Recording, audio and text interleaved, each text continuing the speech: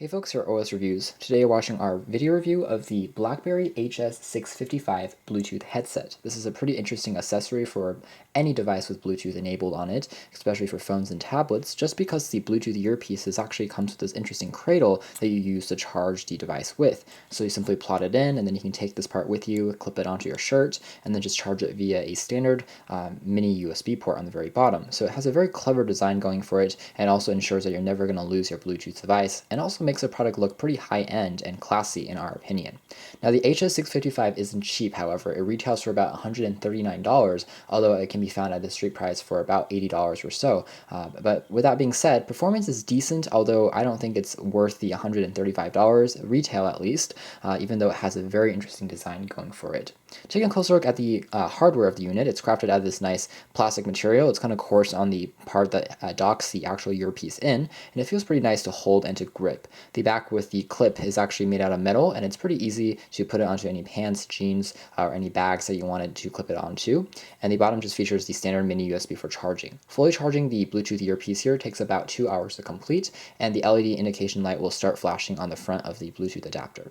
So removing the adapter is also pretty easy to use, but when it's in there, it's not going to accidentally fall out. And the actual earpiece itself is crafted out of a soft touch grippy material, and in the back features a piano black surface, which matches the design language of a lot of Blackberry products out there. Even though this particular earpiece is specifically designed for Blackberry smartphones and tablets, this particular device can also be used again with Android, iOS, or Windows phones, anything with Bluetooth enabled on the device. So taking a look at the design, we have access to 2 volume rockers in the front, so you have access to up and down keys. So when you're answering a call, you can also turn up the volume when you're calling someone. These are pretty tactile and relatively responsive. They're also pretty easy to use when you are wearing the earpiece as a whole. Tapping once on the Blackberry key here answers a call, tapping twice rejects it, and you can also long press on it to turn the earpiece on and to turn it off. There are also a series of LED lights which can flash red or blue depending on your mode. When it's flashing red and blue simultaneously, it's now in the pairing mode, and when you turn it off, it's going to flash the red a few times, and then the unit will power itself off. Battery life on this particular device is average. It's not extraordinary, but you can get about, when I started using it, I received about 2 days/3 days of moderate usage before it ran out of juice and I needed to repower it again. So it's decent, although there's a bit of standby mode associated with that. On the bottom here, you have access to the Blackberry logo, and you can see the proprietary charging pin that you use the dock to charge the device with. There's also some basic information on the inside there. The earpiece itself is crafted out of a silicone tip, and there are a few adjustable ones you can purchase from Blackberry, and they are relatively comfortable, although they are a bit loose. And actually, you can't wear the earpiece as it is like right now because it will fall out. In fact, you have to plug in the bundled ear loop, and that goes over your ear, and that makes the entire process a bit more comfortable. And so even if you're running or jogging, it's not going to fall out.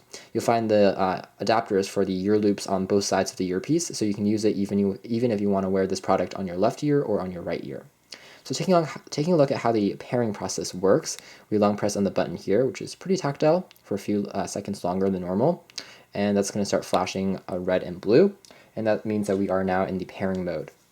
As far as performance goes, we have a pretty decent microphone on here, I would say, and it picks up sound relatively nicely despite this not being the longest Bluetooth adapter in the world, so it's not going to stretch all the way to your mouth or to your face down below, anything like that. But again, you can see how the pairing process is pretty simple, and we are now connected to the Blackberry 655 Plus, and we are now finished. It connects to the audio, although you can't listen to MP3 music over this, so it doesn't actually play back your songs. If you're browsing on YouTube or listening to music, it's not going to work. It only works for answering and receiving calls, and also for rejecting calls.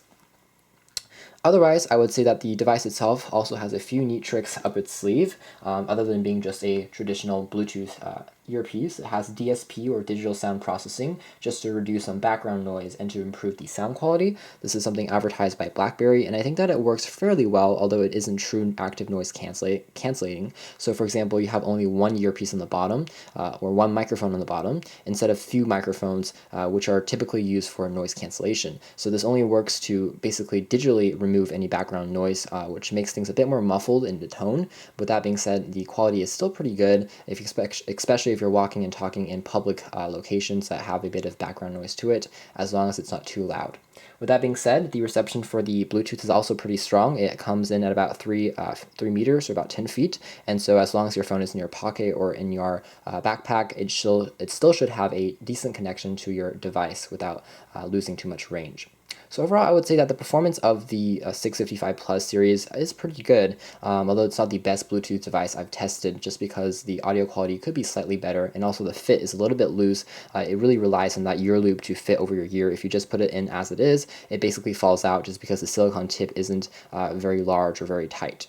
Overall, I would say that the 655 Plus is an interesting mix of both style and substance. It has a very, very interesting dock that allows the product to be charged quite easily, and also prevents you from losing the Bluetooth product as a whole. With that being said, if you need absolutely the best audio quality in the world, you can probably find a better option elsewhere, especially for the cost of the 655 Plus. Thanks for watching this brief video review here at OS Reviews, and you can check out our full details on our written review on our website. Thanks for watching.